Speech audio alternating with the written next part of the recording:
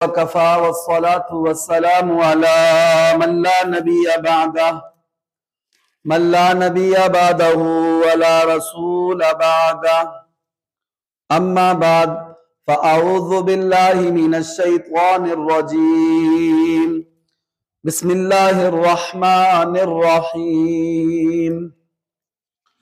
سبحان الذي أسرى بعبده ليلا من المسجد الحرام إلى المسجد الأقصى الذي باركنا حوله لنريه من آياتنا إنه هو السميع البصير. وقال النبي صلى الله عليه وسلم: قرة عيني في الصلاة. صدق الله العظيم وصدق رسوله النبي الكريم الأمين الرؤوف الرحيم. سلام اس پر کہ جس نے بے کسوں کی دستگیری کی، سلام اس پر کہ جس نے بادشاہی میں فقیری کی،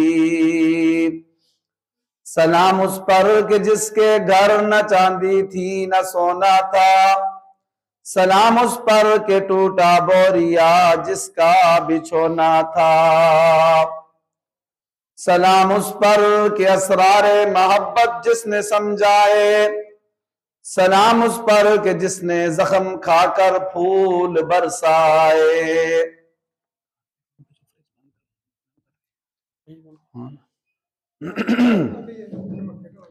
سلام اس پر کہ جس کا نام لے کر اس کے شیدائی، سلام اس پر کہ جس کا نام لے کر اس کے شیدائی الٹ دیتے تھے تخت قیصریت اور دارائی، سلام اس پر کہ جس کے پریشان حال دیوانے سنا سکتے ہیں اب بھی خالد و حیدر کے افسانے۔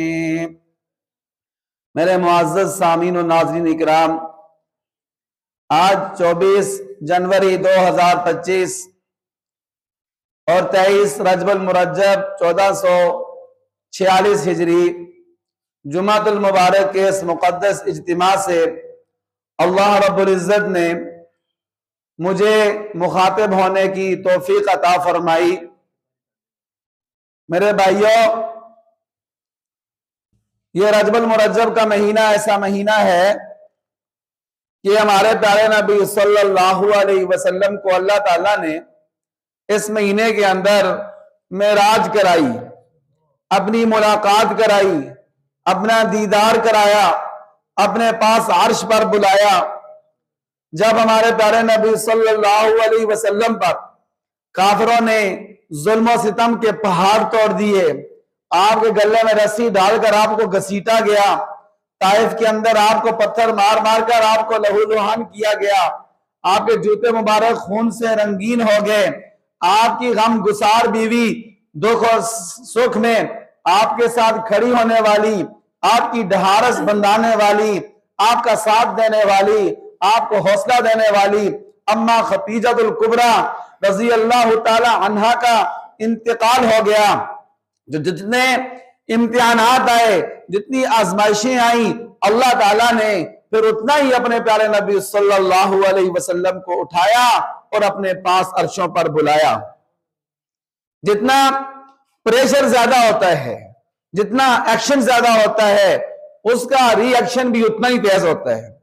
گیند آپ دیوار پہ ماریں، آہستہ ماریں تو آہستہ واپس آئے گی، زور سے ماریں تو زور سے واپس آئے گی۔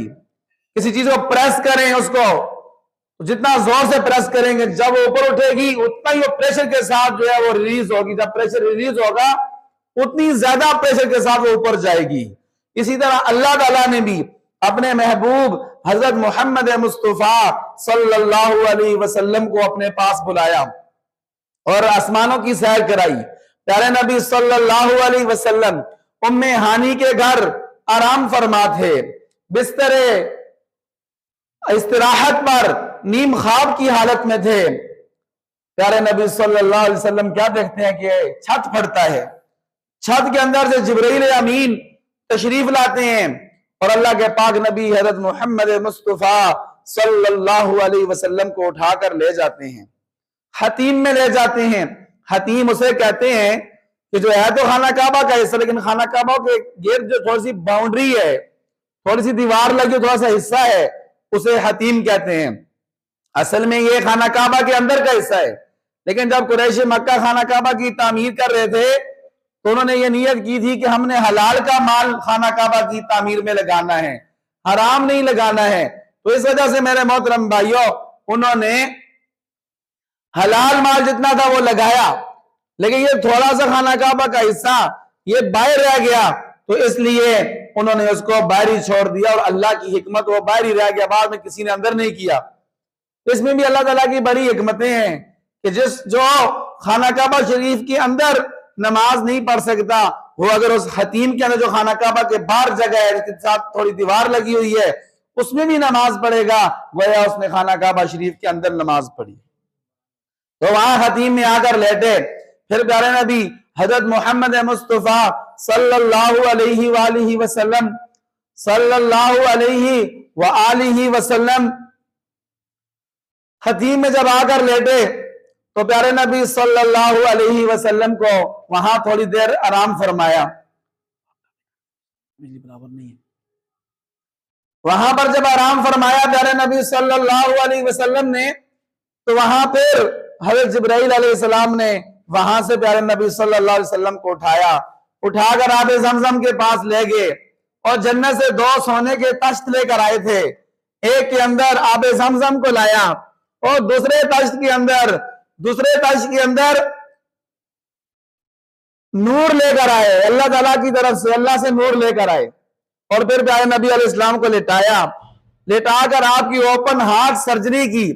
سب سے پہلے اوپن ہارٹ سرجری کا تصور بھی یہ ہمیں ہمارے پیارے نبی صلی اللہ علیہ وسلم نے اور ہمارے اللہ تعالیٰ نے دیا ہے۔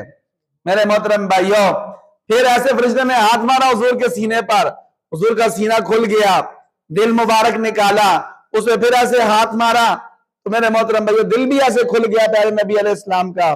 پھر آب زمزم کے ساتھ اس دل کو اندر سے خوب دھویا، اس کے اندر جتنی مادے تھے ان کو نکالا، دھو کر صاف کیا، اور جو نور لے کر آئے تھے اللہ تعالیٰ کی طرف سے، وہ سارے کا سارا نور اس کے اندر بھر دیا، اور بھر کے اوپر سے ہاتھ مارا، وہ دل جڑ گیا، اندر فٹ کیا۔ حضور دیکھ لیں اپنی آنکھوں سے، حضور کے سامنے یہ ہو رہا ہے۔ پھر سینے پہ ہاتھ مارا تو پیارے نبی صلی اللہ علیہ وسلم کا سینہ مبارک بھی مل گیا، بغیر کسی کٹ کے، بغیر کسی سلائی کے، اور بغیر کسی خون کے قطرہ نکلنے کے، ایسے اللہ تعالیٰ نے اپنے پیارے نبی صلی اللہ علیہ وسلم کا شق صدر کیا۔ آپ کا سینہ، آپ صلی اللہ علیہ وسلم کا سینہ نور سے بھر دیا۔ بچپن میں بھی آپ کو شق صدر ہوا، نبوت سے پہلے بھی آپ کو شق صدر ہوا، معراج پر جانے سے پہلے بھی آپ کو شق صدر ہوا، تاکہ آپ کے سینے کے اندر صلاحیت پیدا ہو جائے اللہ تعالیٰ کے دیدار کرنے کی، آسمانوں پر جانے کی۔ پھر فرشتہ جبرائیل علیہ السلام ایک سواری لے کر آئے، براق اس سواری کا نام تھا، اور بہت ہی تیز رفتار سواری تھی، گھوڑے سے، خچر سے تھوڑی چھوٹی قد میں، اور گدے سے تھوڑی بڑی، اور براق نامی سفید رنگ کی سواری۔ پیارے نبی صلی اللہ علیہ وسلم کو حضرت جبرائیل علیہ السلام نے فرمایا کہ اس سواری کے اوپر بیٹھ جائیں۔ حضور جب اوپر چڑھنے لگے تو بدکنے لگی، شوخی کرنے لگی۔ جبرائیل علیہ السلام نے فرمایا، اے براق، تو کیوں شوخیاں مار رہی ہے، تو کیوں ہل رہی ہے، تو کیوں بدک رہی ہے؟ تیرے اوپر آمنہ کے لال حضرت محمد مصطفیٰ صلی اللہ علیہ وسلم تشریف فرما رہے ہیں۔ آج تک تیرے اوپر ایسا کوئی سواری نہیں کی کسی نے جیسے یہ تو سارے نبیوں کے امام ہیں، امام الانبیاء حضرت محمد مصطفیٰ ہے۔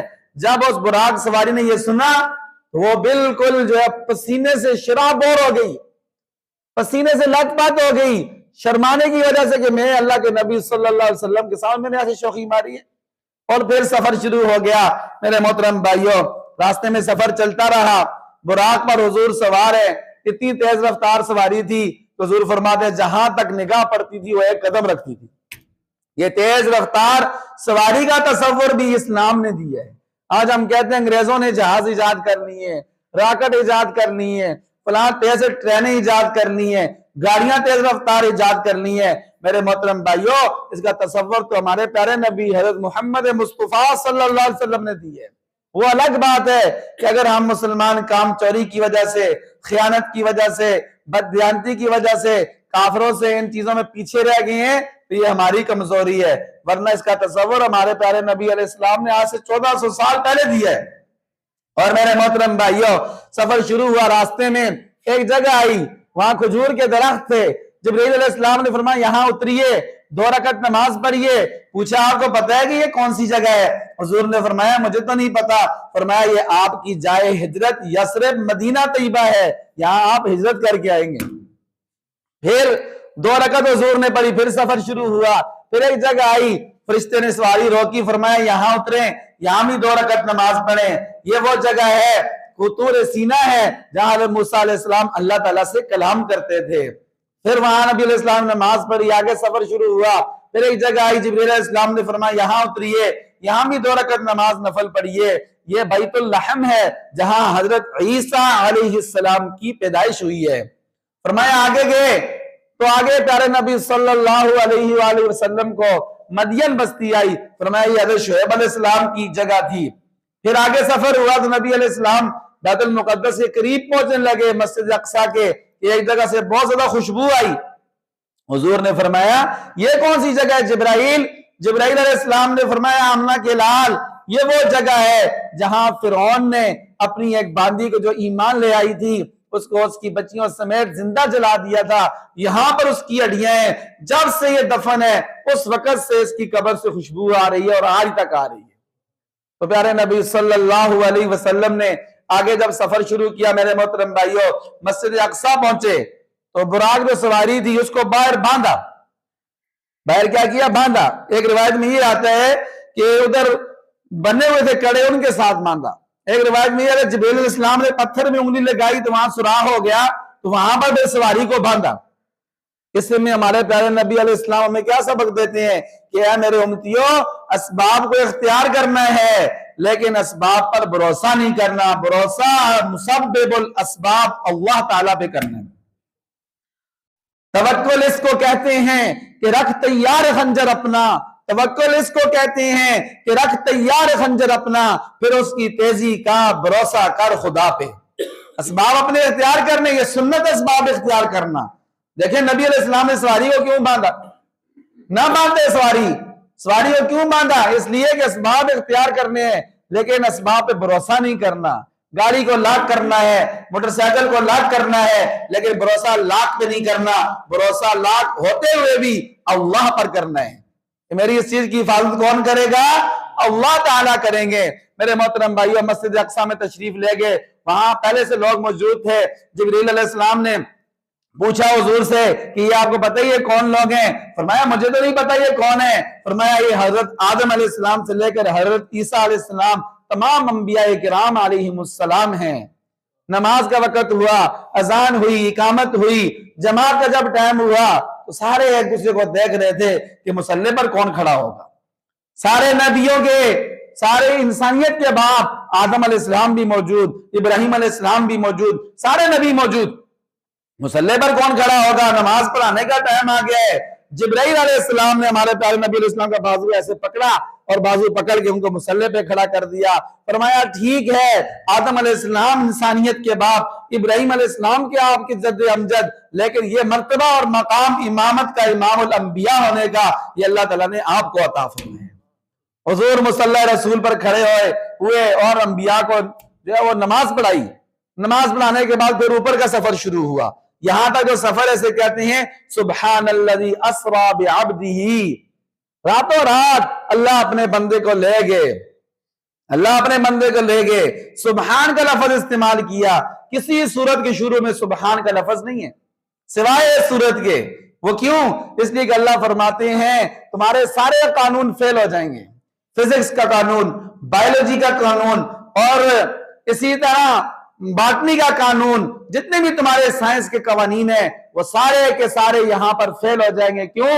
اس لیے کہ ان کو لے جانے والی ذات نبی علیہ السلام خود نہیں گئے، ان کو لے کر جانے والی ذات اللہ کی ذات ہے، اللہ تعالیٰ ان کو لے گئے، اور اللہ تعالیٰ کسی قانون کے پابند نہیں ہے، یہ قانون تو انسانوں کے لیے ہیں۔ میرے محترم بھائیو، بعبدہ کا لفظ استعمال کیا، اپنے بندے کو۔ بندے کہتے ہیں نا میں فلاں پارٹی کا بندہ ہوں، کوئی کہتا ہے میں کاف لیگ کا بندہ ہوں، کوئی کہتا ہے میں مسلم لیگ کا بندہ ہوں، کوئی کہتا ہے میں جے یو آئی کا بندہ ہوں، کوئی کہتا ہے میں پی ٹی آئی کا بندہ ہوں۔ میرے محترم بھائیو، یہ پارٹی کیا کرتی ہے؟ اپنے بندوں کو نوازتی ہے، حکومت میں آتی ہے اپنے بندوں کو نوازتی ہے۔ میرے محترم بھائیو، استغفر اللہ، ہم سب کس کے بندے ہیں؟ اللہ کے بندے ہیں۔ کس کے بندے ہیں؟ ہم کسی پارٹی کے بندے نہیں ہیں، ہم اللہ کے بندے ہیں۔ اور سب سے بڑا ٹائٹل یہ ہے کہ اللہ کا بندہ ہونا۔ کوئی کتنا فخر سے کہتا ہے کہ میں فلاں پارٹی کا بندہ ہوں، یہ فخر سے کہو کہ میں اللہ کا بندہ ہوں۔ کس کا بندہ ہوں؟ سبحان الذی اسری بعبدہ، پاک ہے وہ ذات جو اپنے بندے کو راتوں رات لے گئی۔ اب رات کے وقت کیوں سفر کرایا؟ اس لیے کہ میرے محترم بھائیو، اگر کوئی اللہ کو پانا چاہتا ہے، اللہ کو پانا چاہتا ہے اور کچھ کمانا چاہتا ہے، اسے چاہیے کہ رات کو اٹھ کر اللہ تعالیٰ کے ساتھ تعلق قائم کرے، اللہ کے آگے جھکے، نماز پڑھے، تہجد کی نماز پڑھے۔ کچھ ہاتھ نہیں آتا بے آئے سحر گاہی۔ علامہ اقبال نے بھی کیا خوب فرمایا، کہتے ہیں کہ رات کو جاگنے کے بغیر کچھ ہاتھ نہیں آتا ہے۔ اگر تم چاہتے ہو اللہ مجھ سے راضی ہو جائے تو تہجد کی نماز کو لازم پکڑو۔ میرے محترم بھائیو، پھر اللہ تعالیٰ نے آسمانوں کا سفر کیا، یہاں تک تو سفر براق پر ہوا، مسجد اقصی سے جو اوپر کا سفر ہوا وہ معراج ہوا۔ معراج کہتے ہیں سیڑھی کو، جنت سے ایک سیڑھی لائی گئی جو زبرت اور زمرد کی تھی، اور اس سیڑھی پر پھر پیارے نبی علیہ السلام سے یہاں سے اوپر کا سفر شروع کیا۔ اور یہ بھی آتا ہے کہ ایسی سیڑھی ہے جس پر ایمان والوں کی جب روحیں نکلتی ہیں تو اس سیڑھی کے ذریعے اوپر جاتی ہیں۔ تو جب روح میت کی روح نکالی جاتی ہے تو آخری وقت میں میت کی نظر سے اوپر ٹک جاتی ہے۔ یہ میت بھی اس وقت اس سیڑھی کو دے گئی ہوتی ہے کہ اب میری روح نکلے گی تو اس سیڑھی سے جو اوپر جائے گی، اس لیے اس سیڑھی کو دے کر اس کی نظر ایسے ٹک جاتی ہے۔ تو اس سیڑھی پر پھر اللہ تعالیٰ نے اپنے نبی کو معراج کرائی، پہلا آسمان آیا، دستک دی جبرائیل علیہ السلام نے، اندر جو فرشتہ تھا باڈی گارڈ کہنے لگا من انتا، تم کون ہو؟ فرمایا انا جبرائیل، میں جبرائیل ہوں۔ کہا من معک، آپ کے ساتھ کون ہے؟ کہا معی محمد صلی اللہ علیہ وسلم، میرے ساتھ حضرت محمد مصطفیٰ صلی اللہ علیہ وسلم۔ فرشتے نے پوچھا کہ کیا آپ کوئی کارڈ گئے، کوئی دعوت گئی ہے، کوئی انویٹیشن کارڈ آپ کو مل رہا ہے یا ایسے ہی آئے؟ فرمایا نہیں، ہم خود نہیں آئے، ہمیں اللہ تعالیٰ نے دعوت بھیجی ہے، اللہ تعالیٰ نے کارڈ بھیجا اور اللہ تعالیٰ نے بلایا ہے۔ فرشتے نے دروازہ کھولا، سامنے کیا دیکھتے ہیں پیارے نبی حضرت محمد مصطفیٰ صلی اللہ علیہ وسلم کہ سب سے پہلے آسمان پر حضور صلی اللہ علیہ وسلم کی ملاقات ہوئی۔ ایک بزرگ بیٹھے ہیں، سفید کپڑے پہنے ہوئے ہیں، سفید ریش ہیں، بزرگ ہیں۔ وہ کون ہیں؟ وہ حضرت آدم علیہ السلام ہیں۔ کون ہیں؟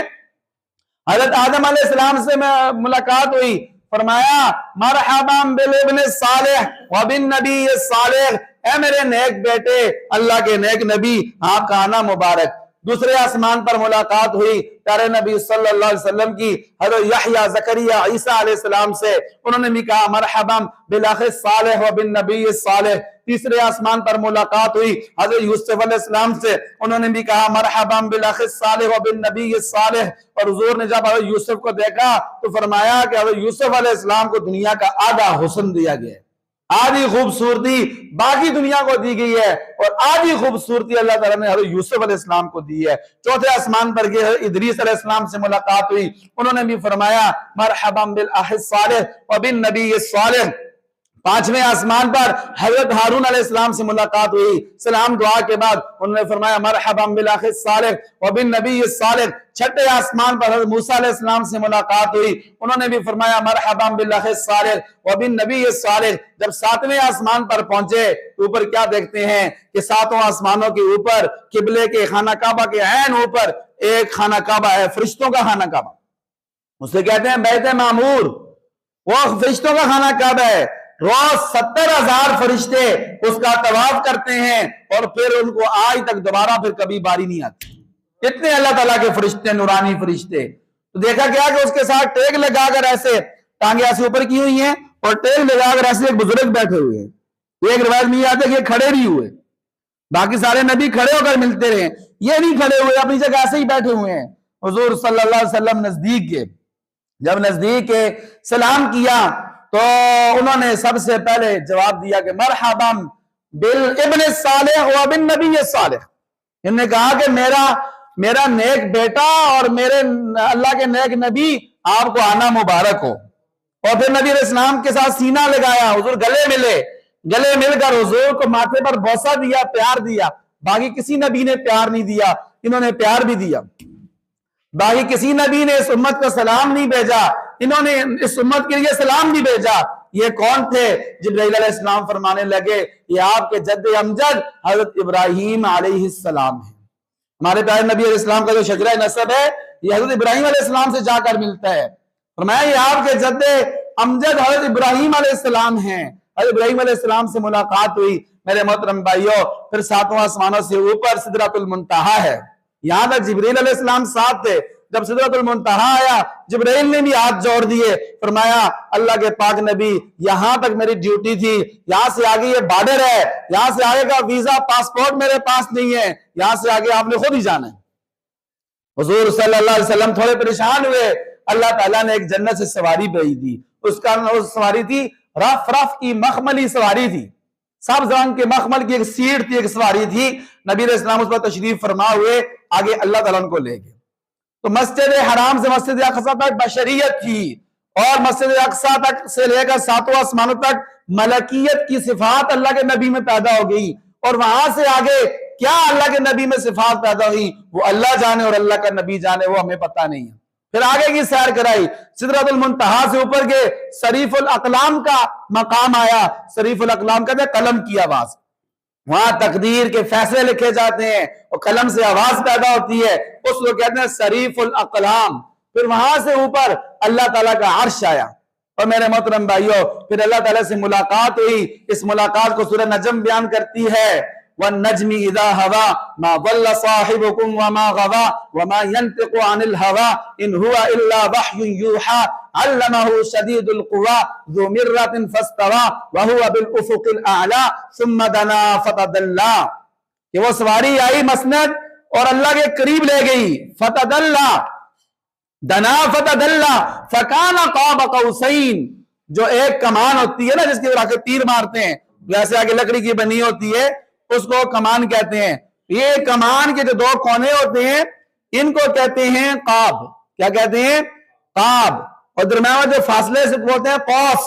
جب عرب لوگ صلح کرتے تھے دو سردار، ایک سردار ادھر سے آتا تھا کمان لے کے، ایک ادھر سے، ایسے دونوں کمانے ملا دیتے تھے۔ اس کا مطلب یہ ہوتا ہے کہ آپس میں اب صلح ہے، الٹی کر کے تیر نہیں مارنے بلکہ دونوں ملا دی، اب تیر نہیں مارنے، صلح ہو گئی ہے۔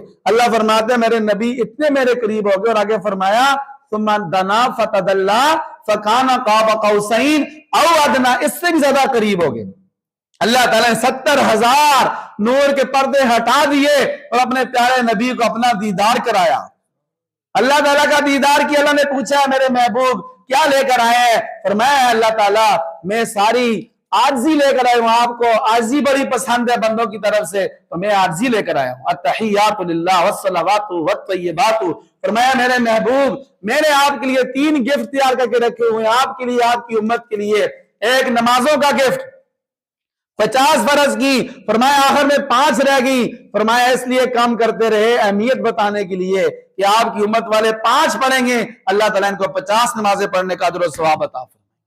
دوسرا اس امت کے لیے گفٹ یہ دیا اللہ تعالیٰ، سورہ بقرہ کی جو آخری آیتیں ہیں، جب ہم قبر پہ کھڑے ہو کر تلقین پڑھتے ہیں نا تو پاؤں والی طرف سورہ بقرہ کی آخری آیتیں پڑھتے ہیں، یہ بھی اللہ تعالیٰ نے آسمان سے گفٹ کے طور پر بھیجی۔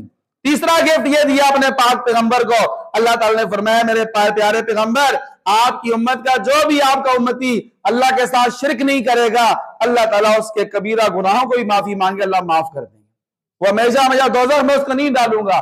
نبی کی شفاعت سے، ولیوں کی شفاعت سے، حافظ قرآن کی شفاعت سے، عالم دین کی شفاعت سے میں ان کی بخشش کر دوں گا اور ان کو جنت میں جگہ عطا کروں گا۔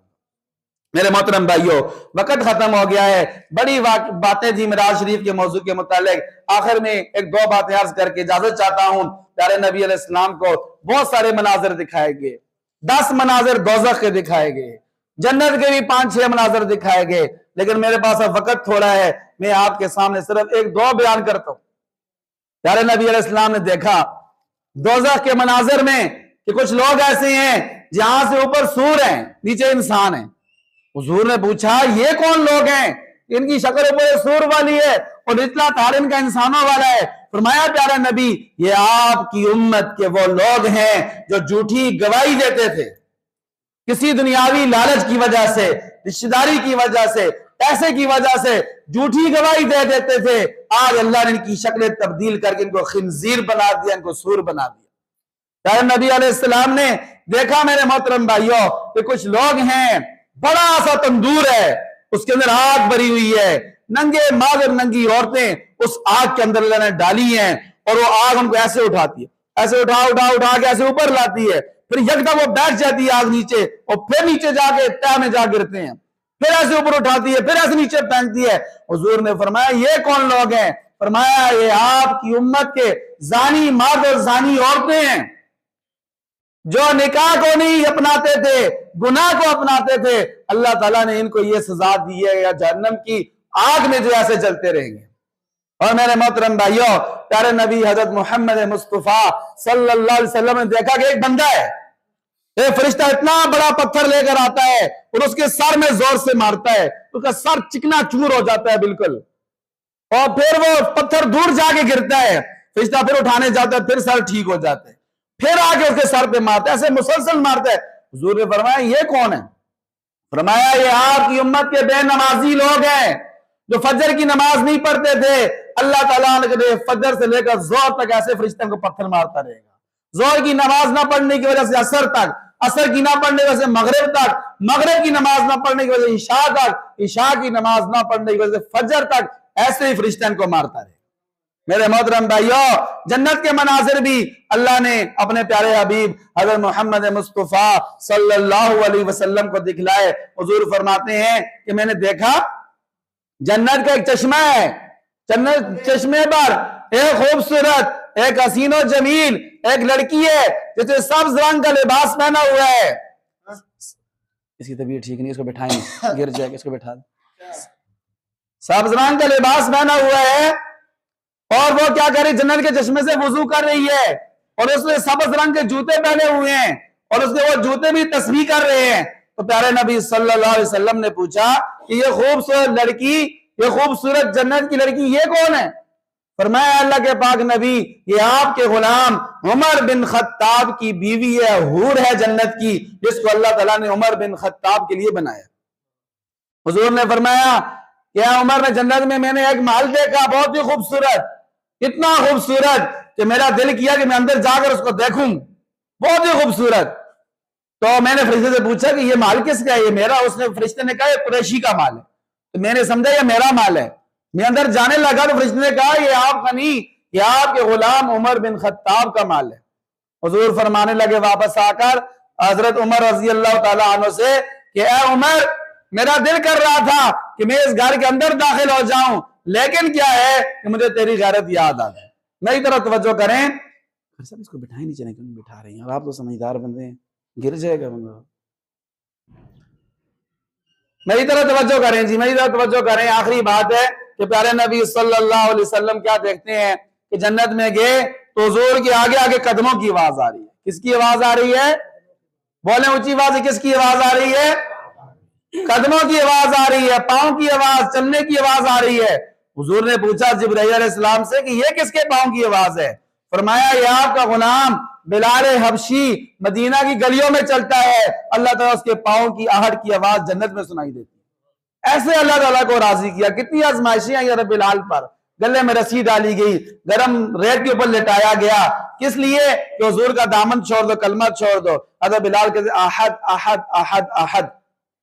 تو حضور نے بلال سے پوچھا، بلال واپس آ کر پوچھا بلال تو کون سا عمل کرتا ہے؟ فرمایا اللہ کے پاک نبی جب بھی میں وضو کرتا ہوں 2 رکعت نماز تحیۃ الوضو ادا کرتا ہوں۔ کیا کرتا ہوں؟